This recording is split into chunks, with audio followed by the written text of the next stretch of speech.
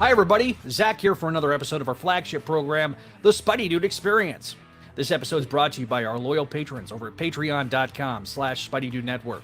Pledge today and get both early access to content on the main channel, as well as entirely exclusive content, like brand new shows and commentaries for old Spidey stuff, including commentaries for the MTV series, for example, as well as the video editions for Voices from the Area Gargoyles podcast. And our Patreon first show focused on the Krakoan era of X-Men. We also want to encourage you to check out our other programs that are all available on Audio Edition.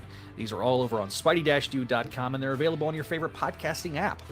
Shows like Clone Saga Chronicles, the show that started this entire network, Spectacular Radio, Spectacular Sal Buscema era podcast, Amazing Spider-Man Classics, the Slot Symposium, and the sister program on this channel, Make Mine Mayday. As always, be sure to hit the like button. It really does help us big time in the algorithm. And additionally, if you have topics you'd like to cover on a live show or in a recorded medium, make sure to leave a comment down below the description or shoot us an email at SpideyDudeRadioNetwork@gmail.com. Finally, make sure to join our community. Be alerted to all new updates by hitting that subscribe button and clicking on the bell. But to be clear, your viewership is more than enough for us. And if you want to hang out with us off YouTube, you can always go to our Discord, where we have all sorts of fun stuff, or you can join us on our social medias and follow us there. All the links are down in the description below. As always, we want to be making some references to visual aids and or live comments. If you're an audio listener, pay that no mind, but leave that 5-star review for us. Any and all feedback we will read on future episodes.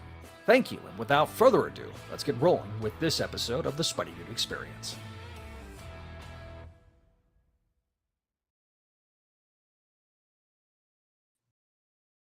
Hello, everybody. Welcome to the latest and greatest episode of the Spideydude Experience. I'm Zach Joyner, your friendly neighborhood webmaster and host of the program. The intro actually worked, thank goodness, and we are going to be covering the 6th issue of Ultimate Spider-Man 2024. Hard to believe we are already almost halfway through the year 2024. Thank you for watching. If you're watching us live on YouTube, if you're listening to us on the audio edition after the fact, we also thank you. Leave us a 5-star review like I mentioned a second ago. And I got to introduce the panel of excellent people here on the show. We've got Josh. Hello, Josh. Hello, hello. We've got Ultimate Neil. The layout's different. Owie. It is.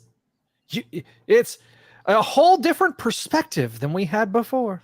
It's a whole new world. Oh. Yeah, there we go. Yeah, we. A whole new world. Don't you dare close your eyes. You know, Ashley is very upset that she's not here probably for that little joke. Hello, Ultimate Adam. Hey, hey.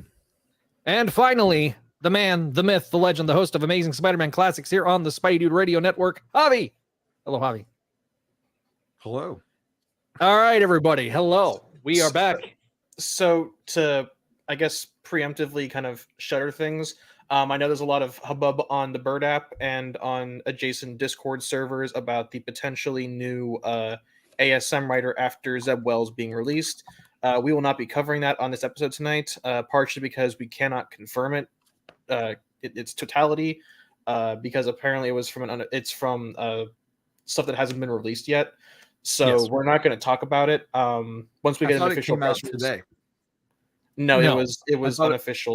It was an issue that came to retailers today. So it was from a post. It was from a poster for Fist of Khonshu #0, which is coming out on the 24th of July. Which there was a press release about that particular thing, but not. It was in Moon Knight Fist of Khonshu 0, free bagged and board comic book received by some comic book stores today. I guess is that according to old Dick Johnson? That is according to bleedingcool.com. But the point is that this is an Ultimate episode, not an Amazing episode. So this will be saved for another day. So stay tuned for our ASM episode this month. Well, yeah. we can talk. We'll probably talk about it next week, because once we get an official press release. What's next week's episode? Next week's episode is about today's issue that came out today, which is Spectacular Spider-Man #4. Today. So we'll talk about that next week. Greg will Just not with today. I did shave. Yes, I know. I know. I look like a little cherub. Thank you. I think, is that a compliment? I don't know. Yeah, like I say, this is an Ultimate episode. If there was Ultimate news, we talk about Ultimate, but there's really not anything. Actually, Adam shared some Ultimate news in the group chat with us earlier today. You know what? yeah. I'm going to pull that up. Give me just a second. Or Neil, if you want to pull it up, if you've got it. Adam, do you have a link? I'll find it. Hang on. I'll put the link in there. Meanwhile, Ultimate Spider-Man. Yeah, that was good. Some good stuff. Yeah. There you go. Yeah, it's in the group chat. So yeah, obviously we're not talking about that anymore. We'll talk about other stuff. So the plan is, so just to kind of give while Neil's pulling that up and we're getting that up. 7th printing, baby. Let's go. Yes, a 7th printing of Ultimate Spider-Man #1 is out. That's awesome. So the 6th printing was the Scarlet Spider, wasn't it? Or will be out August 7th. I believe Is that 7th or 2nd? I can't read it. 7th. The 7th, yeah. The date.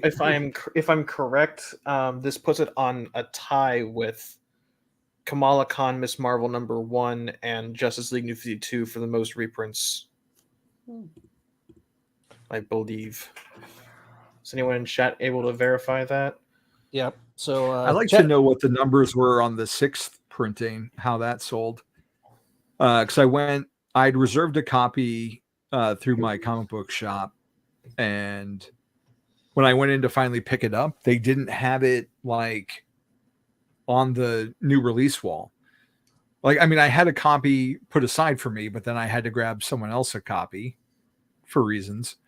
And I had to dig through like this giant, I had to dig through this giant stack of books, and they put it in the back of like behind issue 4 of the, the older stuff on their regular walls. So I thought that was kind of a weird way to sell a 6th printing by burying it in the back of other comics. But they knew that Ben was on it, so they knew they had to hide it. Oh, it's a beautiful cover. That 6th one of the Scarlet Spider. It's awesome. I got this really bad itch right now. Neil. I'll get you some itching cream. Yeah, appreciate that. Well, you're at that age. Yeah. I mean, I did ask for tennis balls for my walker for Christmas / my birthday. Okay. So same difference. Yeah. Okay, so Jess says the only Marvel comic to get a 7th printing in the last 10 years was Star Wars #1, the Jason Aaron one. Nice. It'll get an 8th and break the record from Gary. 8 would He be hopes. great, and that rhymes. Jess says that it still has to beat Johnny the Homicidal Maniac with 25 reprints. And Walter says, my make is taking center stage tonight. No, it's not. I'm still here. Machines won't replace me. What would an 8th that's printing even like? They've gone through all the other suits by now, haven't they? All the other variants have now been reprinted. Yeah. Is the Superior one the 6th? That's the 3rd printing for #3. Yeah. They can find a suit to make into a variant. They can. Because they Miguel did one of the Ben Reilly Spider-Man suit, and they did the Miguel one too, I thought. Right. If they do the Ben Reilly one, they'll do anyone. So. You know what, dude? I might pay $6 for a Chichetto Chasm cover. Oh yeah. You know what? I would kill to see Shadow do the big time suit. That would get a It would 7th, look 8th, so 9th good. printing. You're dead to me, Trujillo. Trujillo. Well, good thing that's not me.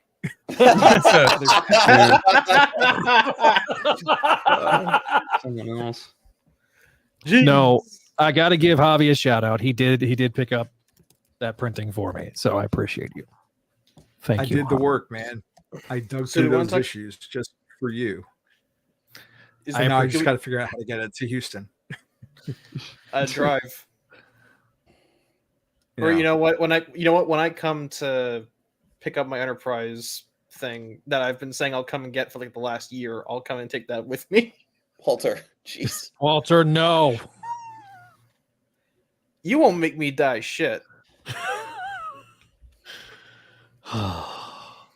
Yeah, he is. Hobby is playing with fire, Vickman. So, do we want to talk about Ultimate number 9 because that kind of made a few waves? oh yeah, yeah. I mean, we can. So, I Waves. guess the main What was thing the is discussion? the Sinister Six reveal, because they'd been teasing Listen, the lineup just for a because while. Jorge decided to get upset about the fact that Mr. Negative was on the cover. I like how Mysterio looks. Yeah. Okay. So No, I think it's a given that every time he does Mysterio, it looks banger. But like, I love the way he looks. And watch it just be another drone from 616. That would be really funny. Mysterio in every universe is just 616. It's just a drone from 616.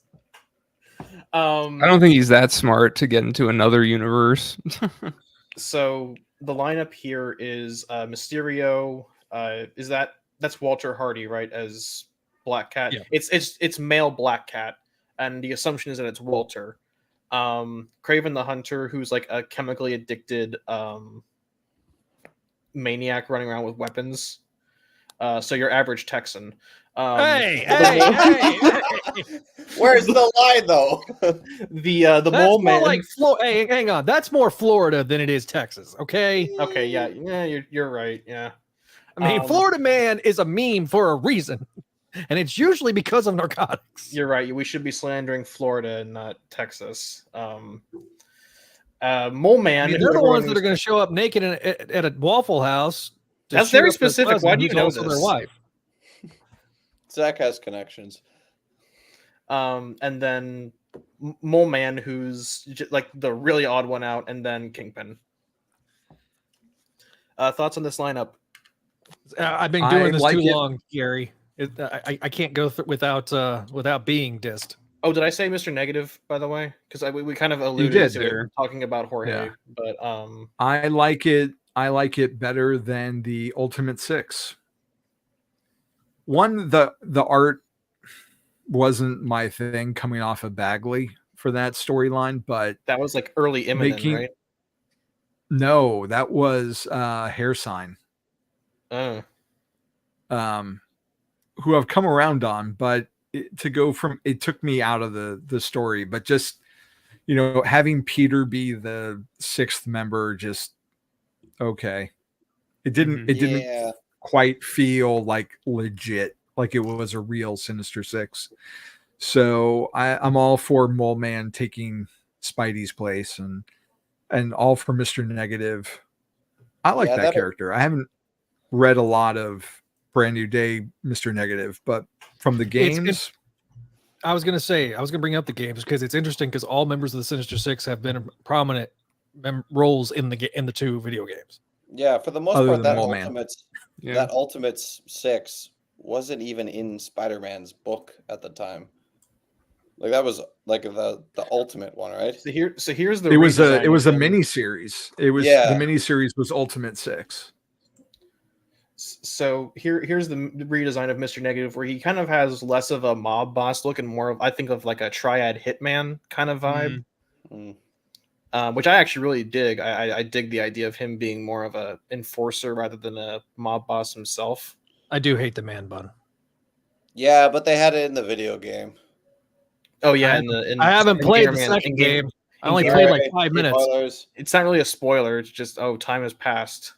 Yeah, he has man bun now. He's been qualified. At least he can have a man bun. He's been qualified.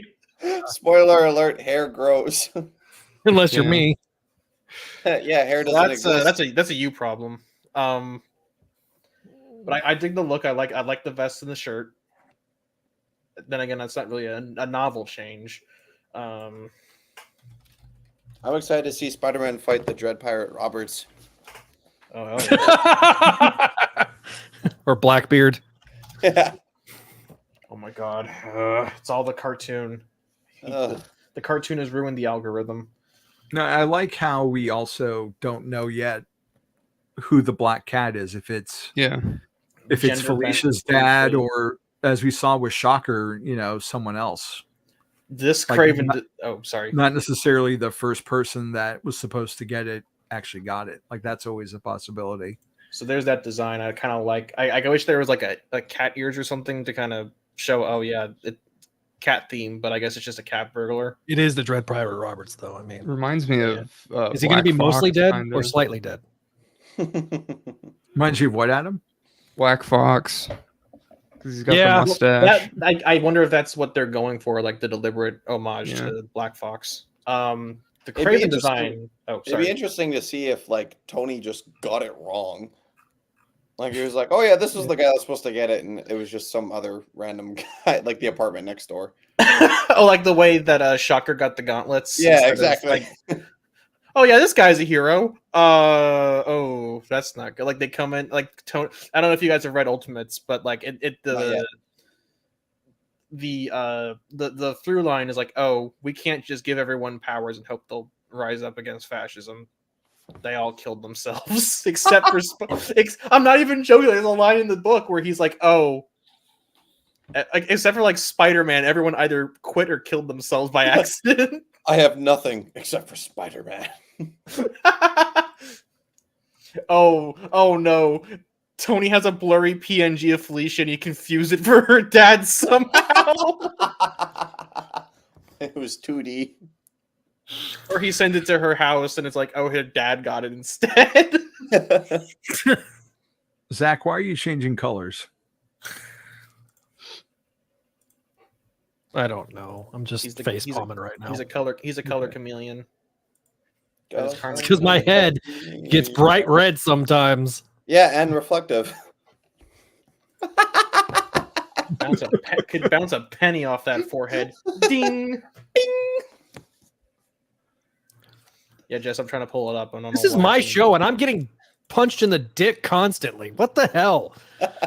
So if this is issue 9, that's dope. This Mysterio is awesome. Absolutely banging. He's got his Edward Scissorhands outfit on. Yeah. He looks like one of those. Shadow's a 90s baby. He also looks like one of those Batman Who Laughs. One of those like Yu-Gi-Oh magicians.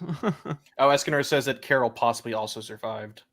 I kind of assumed that when in that panel she blew up by using her powers. What's our thoughts on the book coming out once a month versus bi-weekly? I'm fine with it. I am fine with it because no. Although between this issue and next is going to be basically bi-weekly.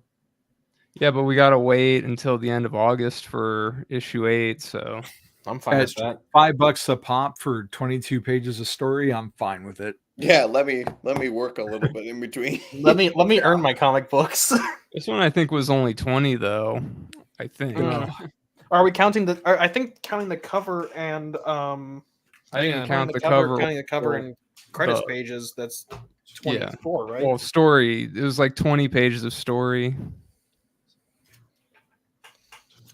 I mean, it's so good that I want it to come out more frequently, but I'm okay with once a month. I got plenty of other things to read. Yeah, I just upped myself another X-Men book in rotation for another book I just dropped.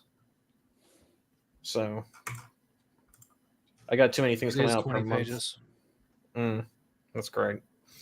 I guess that's all the news we got. Do we want to just go on to the main? Let's do it. All right. Yes. When does the hurting stop? Never. Well, to be fair, it's kind of self-inflicted. That's not really something we can fix. Yeah.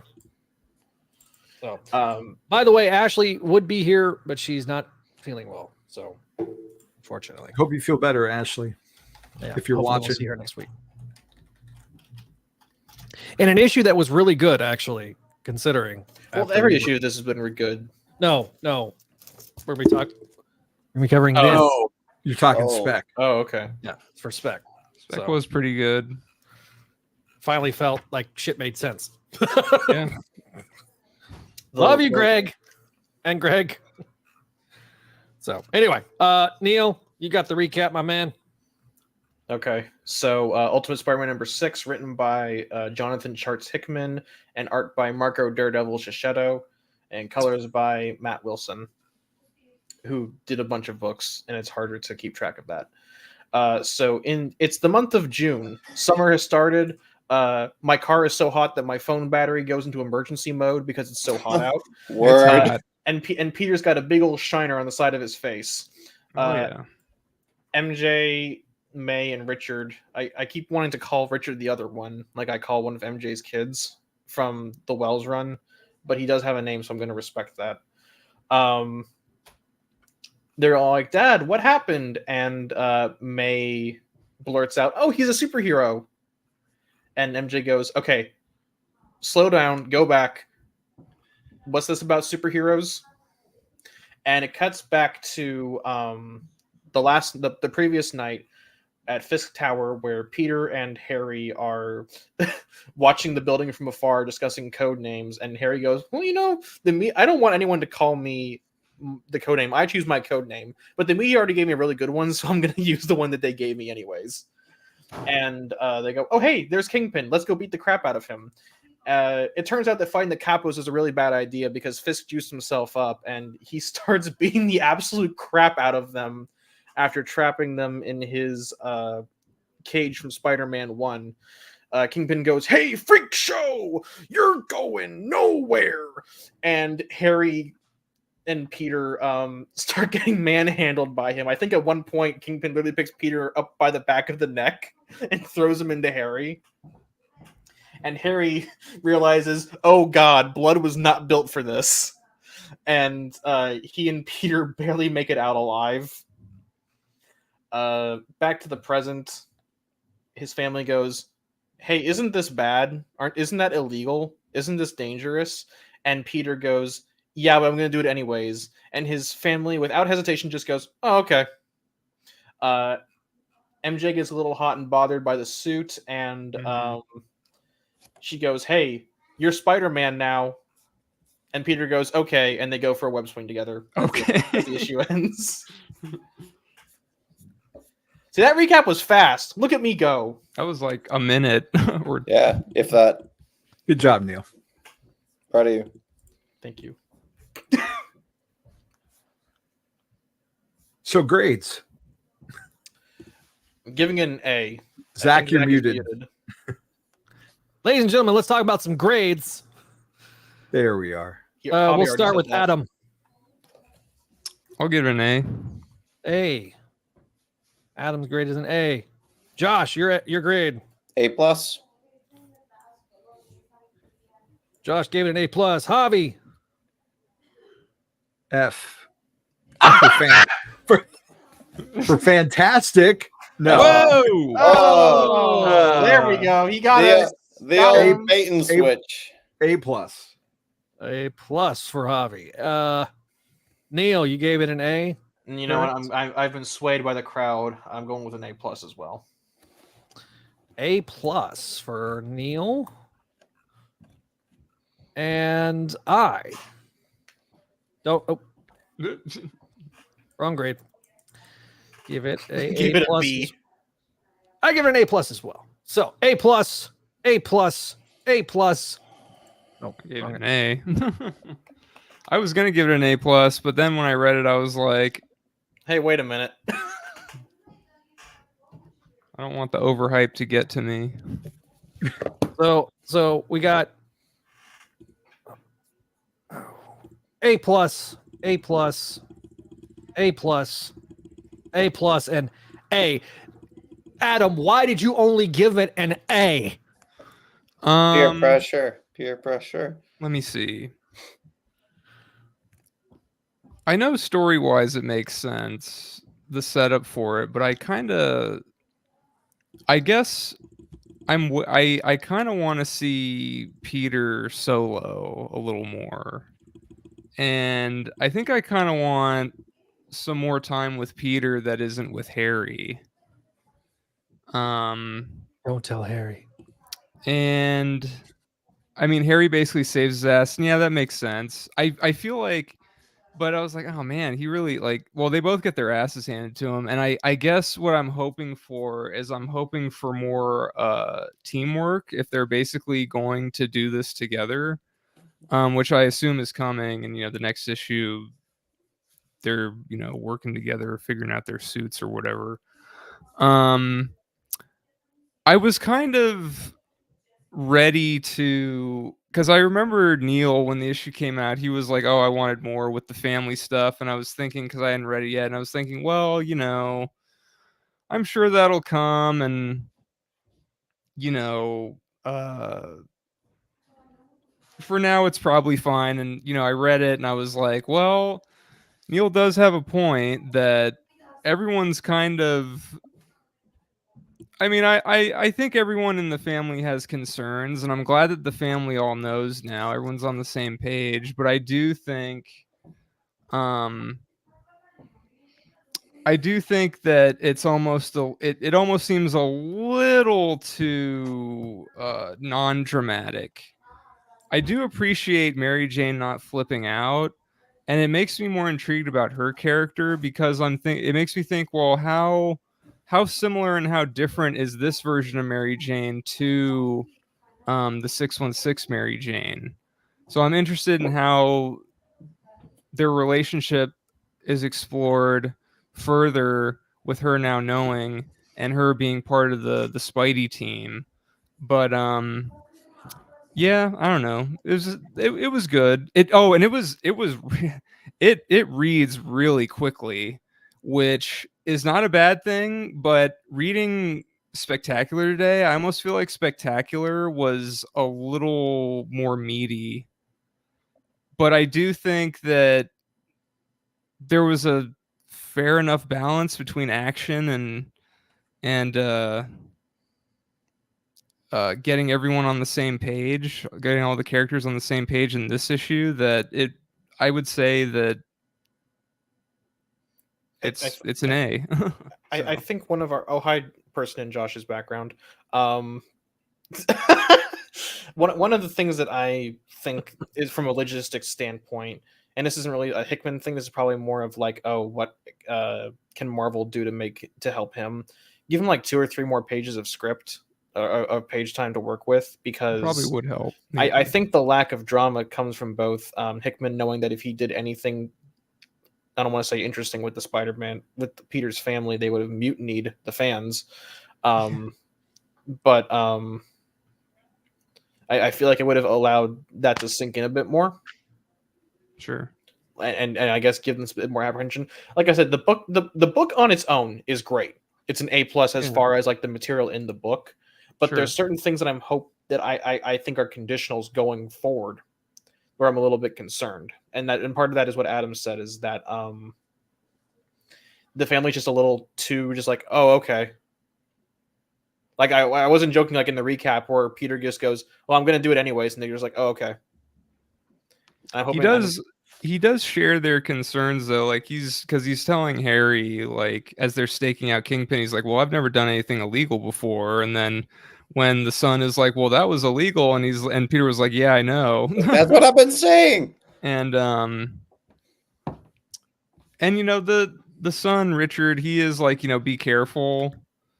And Mary Jane does say, well, she is like, she compartmentalizes her feelings about it. Like, she says she's 30% scared, and that's not nothing. That's like a third of, her emotional reactions, I guess. She mostly seems aroused by it. The solicit kind of lied to us, because it was like, MJ goes to war, and then she kind of just stands about that. And then she kind of just stands there and goes, oh, hey, this costume's really turning me on.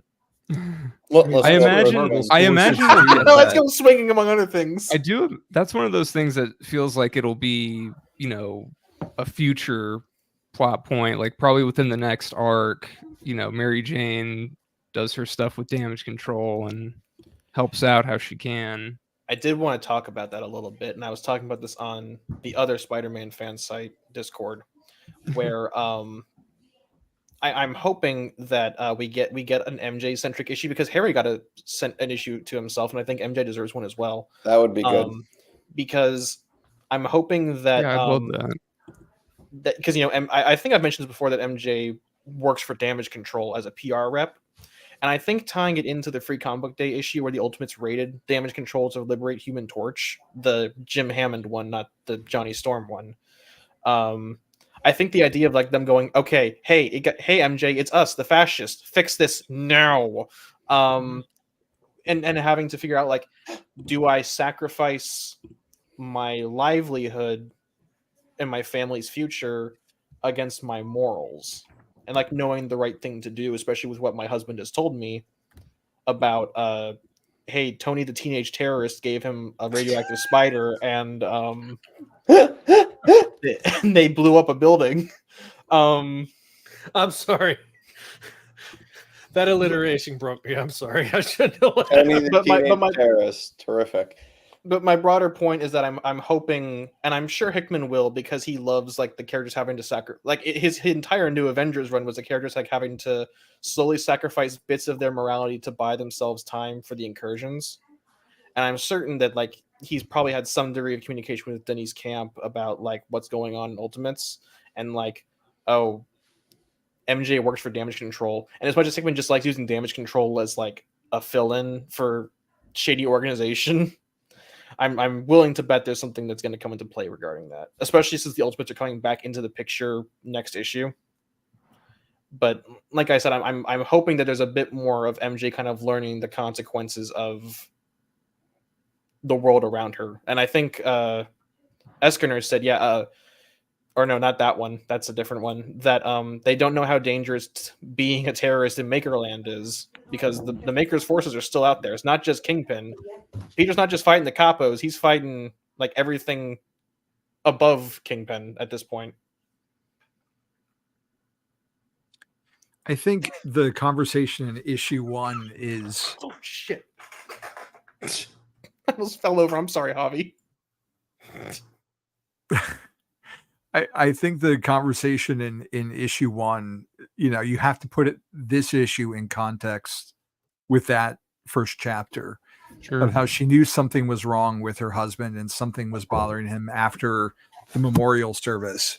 Mm-hmm. And because there's so much of this story that we aren't seeing, because every issue is a little window into 1 month.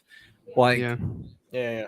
She's gradually seeing this change in him as he's gone out and been Spider-Man.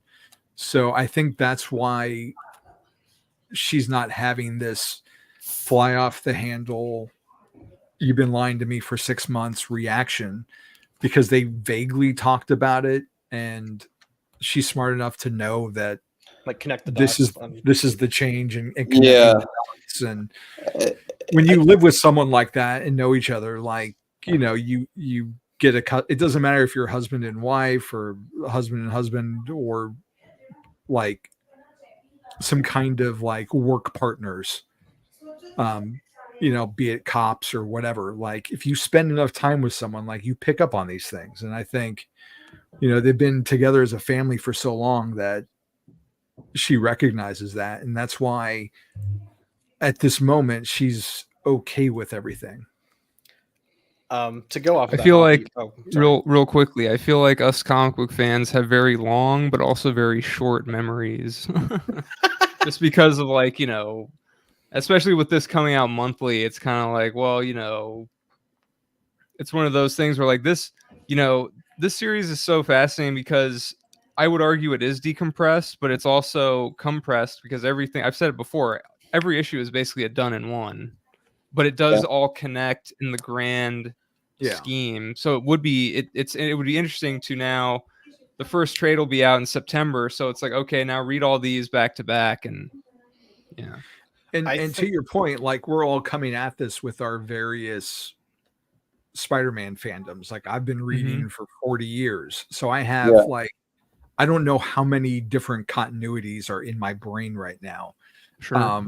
And that's going to influence how I read it and see it, because I've seen video game versions, movie versions, cartoon versions, and God knows how many comic universe versions.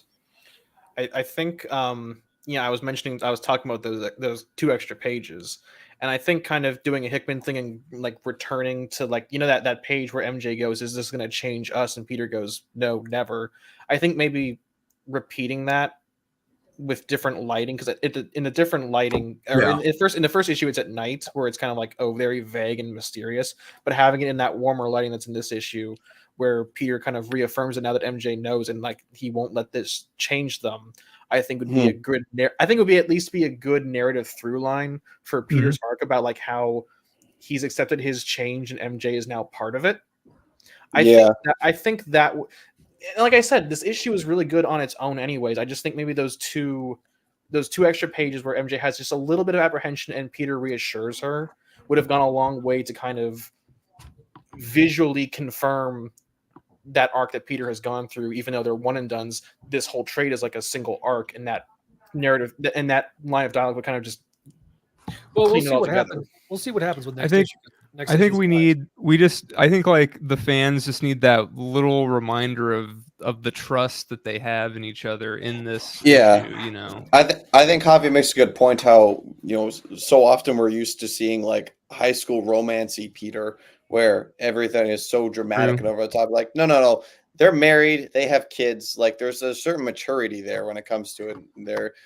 They're so far along in their relationship already. It's not so like, oh, I went on a couple dates with a lawyer like we have in ASM. It's like, no, this is actually like a long-term relationship. And to be clear, I'm not asking for MJ to like lose her mind and go off the handle. I just think that, and I think I've had to kind of reiterate this point to other people who are like, oh, you want drama, you want MJ and Peter to have a divorce arc, and while that would be very funny, and the long arc of history bends towards what I find funny, I think that there's a difference between I want a divorce arc and knowing what's going on in the broader Ultimate Universe, wanting a bit more apprehension, I guess is the right word, or some reassurance to justify MJ's. Oh yeah, cool. I'm horny. Let's go swinging. Javi, you've been in a long-term relationship longer than anybody else here in this particular panel. I have. There is a faith and a trust that's this is kind of dovetails off of Josh's point. There's a faith and a trust when you've been doing and being together and doing life together for 15 some odd years, right? And I kind of get that feeling here. I understand what you're saying from a narrative standpoint, Neil. But I think an MJ and Peter that have been together through all the ups and downs of everything, and him talking and going back to that first issue, talking about how there was something missing in his life. And I think that her seeing a change, I think she trusts Peter in a way we haven't seen in a very long time between the two characters, regardless of the continuity, right? I think the closest we've seen it is into the Spider-Verse itself, or across the Spider-Verse with Peter and MJ, right? So into the Spider-Verse, they're divorced. Peter's like sad. Yeah, crying with pizza in the shower. Listen, to be fair, that's just me. That's just Zach. That is me. Oh. After both divorces. Oh, baby. Slip my wrists in two pieces. This is my last result. Wow. Okay, I'm going to mute you for a second. Go cool off. Anyways. Damn. I did the fight scene. I guess moving. I don't know if we have any much more to say. I think we're kind of arguing in circles, or not arguing, but kind of discussing in circles. Just like, oh, we're okay with it. Maybe just a little bit more, but we're okay with it. I really like the fight scene between Kingpin and Peter and Harry. I felt Peter had great dialogue during that. Like it felt like Spider-Man. I love like the minute Harry gets decked by Kingpin and goes, "Oh God," you can see in his eyes, "Oh man, I was not built for this." Yeah. I'm just a spoiled ass rich kid. This is not my day. Someone on Twitter posted that picture of like the tiger in the cage going blood, realizes he wasn't built for this, and someone posted the font on top of Harry. It's like true. Yeah. It was a great ego check for Harry though, because like in the last issue, like Harry was so like assured of himself, and like, you know, even though he was kind of questioning, like, am I a child? Am I a man? I guess we'll find out. Like, he still had a relative assuredness to himself, and like, you know, oh, are you leaving, Javi? Yeah.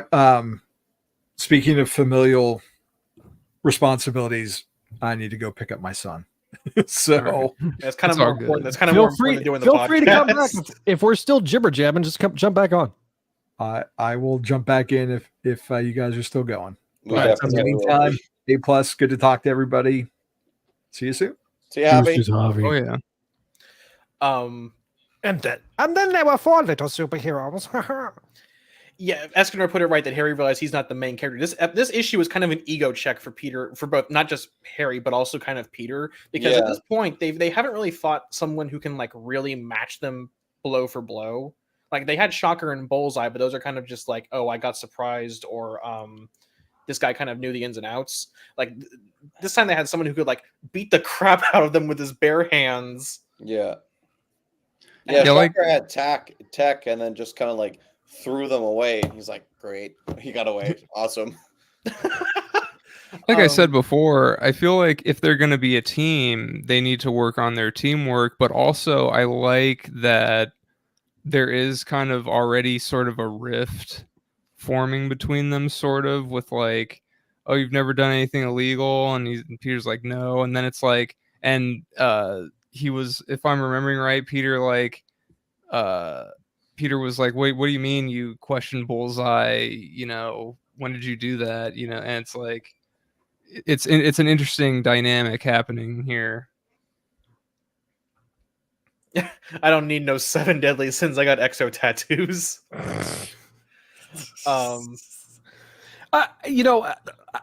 We haven't talked about this yet, but the fact that MJ names Peter Spider-Man, I Nice. love. I legitimately It's love nice. Definitely like that. It's a family affair. The daughter helps design the costume, The and son's Mary not really Jane aware. gives him the name. The son gets the crap beat out of him for responsibility lecturing. Yeah. Okay, I'm not joking. I think like the fact that MJ and May both have a good relationship with Peter, I think something's happened to that boy. I used to joke that he was going to die, but I think he's at least going to get like killing Joker. Yeah. I Yeah. Unrelated a little bit. I like where Peter's just standing there like, so like you can tell it's just You want to awkward. break some laws? Oh wait, no, that's Harry.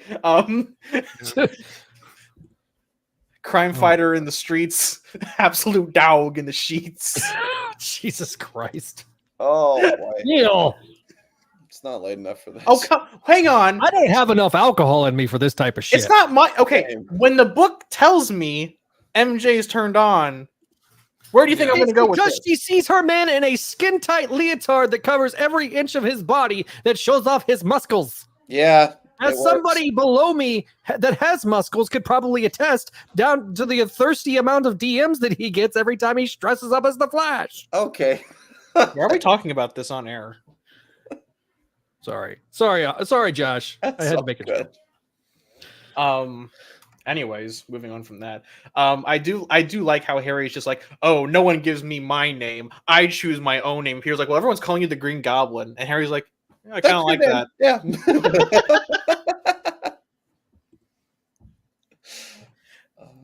Like, I think that's like the first, like, I'm not the main character thing. Like, oh, I didn't think about a code name. Okay, Green Goblin. Anyways, let's go get the crap beaten out of us by a fat guy. I also like how this issue that was like all of us are like, yes, this is Spider-Man and MJ. This is Peter and MJ. This is the one we also have MJ in her MJ debut outfit. Oh, in the black shirt and the Black shirt, brown pants. Oh yeah, I suppose so. Oh yeah. Oh yeah. Oh yeah. Oh yeah. Oh no. Oh, I was doing the Shrek. Oh yeah, but okay. I don't know what you were doing. Kool-Aid Man. Oh, never. Okay. Family Mine- Guy. MJ changes pants between rooms.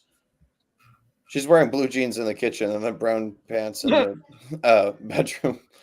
just in case she freaks out web swinging. Yeah. I put on my brown pants. I knew I should have MJ's got the right idea. She put on the brown pants. Don't freak out! Don't freak out! Don't freak out! Ah! Oh, next month, Deadpool and Wolverine. Go see it in theaters now. Nah, I'm good. I already got the tickets.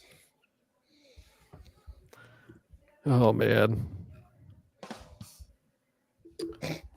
Oh, Mercy has a good question. Can Harry see Peter's suit log? Is he going to question why Peter changes suits late at night when he should be sleeping? What? Wait, is it like I can see when you're sleeping, or I don't You know. can see when he's putting the suit on and off, Neil. She was being dirty. Oh, okay. I'm not putting that up, Walter. You can do it. You can do it, Zach, but I'm not gonna. I have standards. No, I'm not putting that up. I saw it too. Damn it, Walter. Stop drinking and texting. Okay. Oh man. So okay, I know Ryan Reed said it was an A+. For those that have read the issue, give us your grades in the comments section down below. Let us know what you guys think. Yeah, the "You Are Spider-Man" bit was just chef's kiss good. I know everybody freaked out about it because like, oh my god, because half of Spider-Man. And that was the thing. That was like spoiled immediately day of. It's like, okay, damn, real guys. quick. For anyone who is on comics Twitter, stop spoiling the issues before I can read them. Yeah. Don't Same post the with last. Instagram. Don't post the last page of the issue like an hour before I wake up. Get that shit out of my face. I'm talking. Thank you. I was working on it. But this is my point. Neil needs to lecture the internet, so I'm giving you your platform. Go, Neil. Don't post the last page of the book. Please. I'm begging you. I like reading things on their own. Yes, post like the 13th and then just let everyone be confused.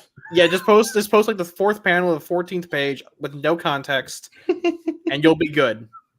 I won't be mad at you because there's probably not something spoilery in the middle of the book. But the last page of the book, oh yeah, his wife knows he's Spider-Man. And they're going to go swing into the sunset together. That's kind of a big spoiler. Don't be a dick. Don't post spoilers. Wait 24 hours for God's sake. Oh, that's a good point, Radiac. That it's like a cool image, but the implication is something. That's a good point. Kingpin has cameras everywhere. They made a point in the issue that Kingpin is watching everything. He has a surveillance state. He's like, yeah, I've been seeing you guys for the last couple days. You've been watching me for a while. When are you gonna come in? His favorite song is from The Police. I always feel like Somebody's watching me. That's not the song. Oh, okay. Well, it's a good song. Every breath you take. Oh, we're too young for that. Yeah. I mean, technically, you're too young for Rockwell too, but you guys know Rockwell. Nah, we have parents. I'm selectively young. Wait, did half the panel? Okay, there's Adam. I thought he left too. So it's like me and Josh for like 5 minutes. Okay, so Josh, what did you think of? Honestly, I think we've covered most of this issue. Like Adam said, this was a fast read, but I feel like it was fast because I was so invested in it. Like I actually thoroughly enjoyed reading every panel, every page of this book. There's a lot of character work being done in like a very short amount of time. It's like even throughout the fights, like it's not just boom, bang, pow. Like it actually was like had some depth in it. Yeah, it kind of, I know Adam was talking about spec and it being very dense as far as like the content in the book. I think that dense. I wouldn't say it's too dense, but I would say it's a little. It's got more substance than it usually did. Some more meat on the bones, yeah. And Marcy does say that fights do go fast, so it's not like. I did like the framing though of like, okay, here's what happened, and then we see the fight, and then we're back, and it's like, oh, okay, that's cool for the issue to do that. You know what would have been a really cool idea is like, I'm hoping Hickman does this at some point because you know how every issue's been like a certain month in the year. Yeah, it'd be really cool if the issue begins on like the last day of May, and then like as a pivot, the last day it begins the next month going into the second issue. Like if it's like, I think the Ultimates issue is going to be a 2-parter.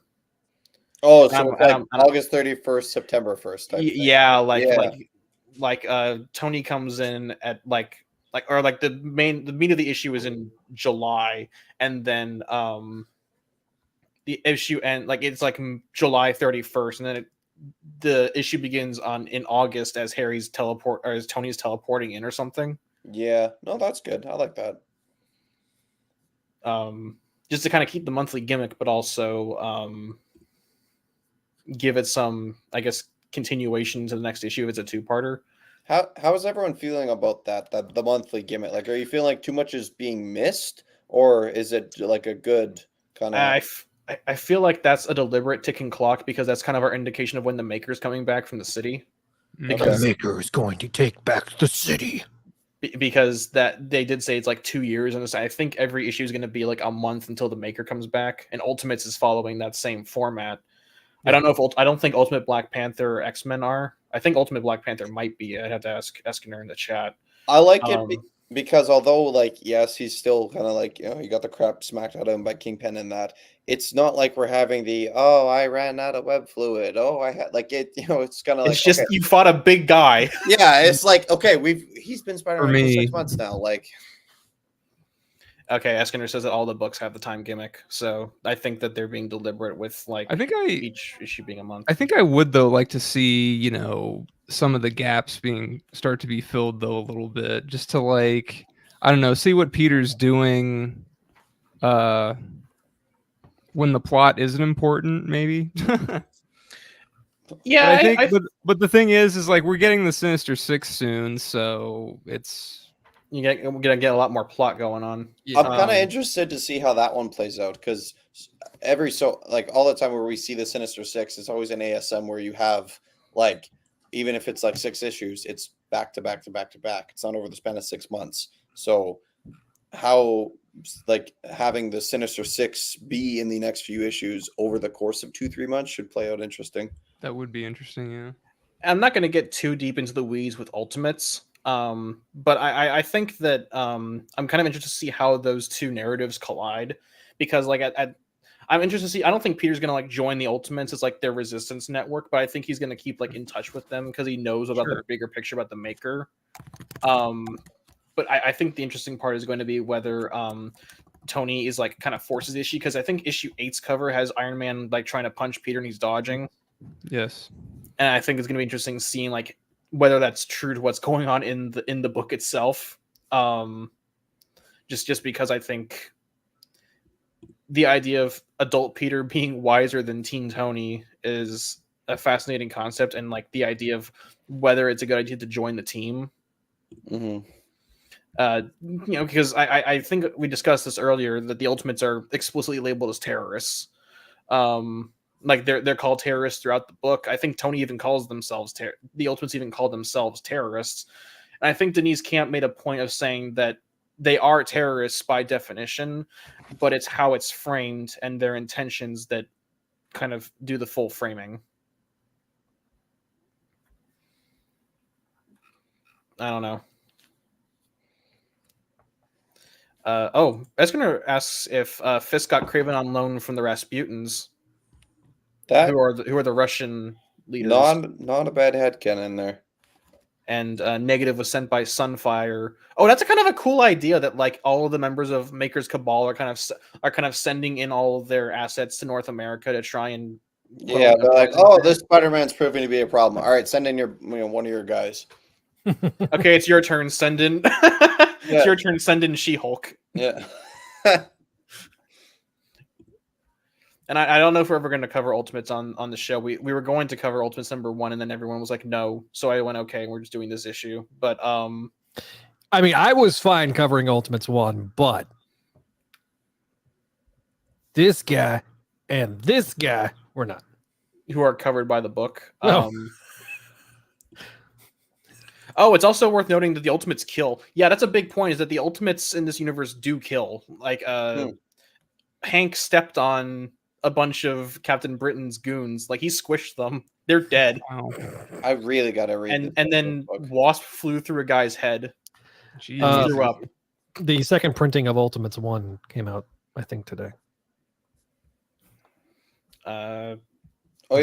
This Lady Sif's on the team, right?